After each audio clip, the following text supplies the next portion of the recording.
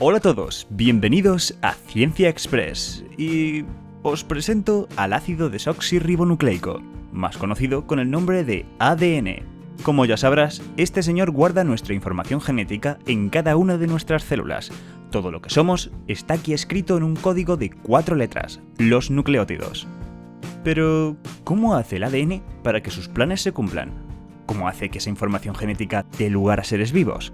Tiene que ver en su mayoría con las proteínas. Seguro que ya has oído hablar de ellas, tal vez que la carne tiene muchas. Verás, las proteínas son unas moléculas enormes formadas por cadenas de aminoácidos. Hay 23 aminoácidos que formen parte de proteínas. Estos se organizan en el espacio de distintas maneras para crear todo un mundo de distintas proteínas. ¿Y qué hacen estas proteínas? Pues en pocas palabras, de todo. ¿Quién porta el oxígeno a través del cuerpo? Una proteína. ¿Quién controla el azúcar en sangre? Una proteína. ¿Quiénes dan estructura a las células de tu cuerpo? Proteínas. ¿Quién hace crecer a los niños? Una proteína. ¿Quiénes permiten a tus músculos moverte? Oh, vaya, qué sorpresa. Más proteínas. Están presentes en todos los procesos que ocurren en nuestro cuerpo, donde hacen un papel clave. Gracias a las proteínas, somos lo que somos. Y esa es la mayor tarea del ADN, guardar la receta de cómo hacerlas.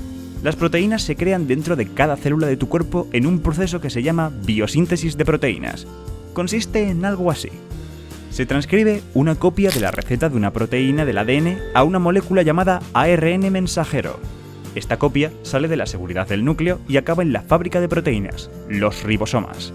El ribosoma lee la copia y coloca los aminoácidos en el orden que viene establecido.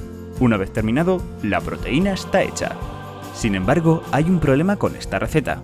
Aunque el ARN mensajero te dice qué aminoácidos poner y en qué orden, no te dice nada sobre cómo colocarlos en el espacio, sobre cómo es su estructura. Entonces, ¿cómo lo hacen para organizarse? Este es un problema que los bioquímicos todavía no han resuelto. Pero tiempo al tiempo, la vida todavía tiene muchos misterios abiertos.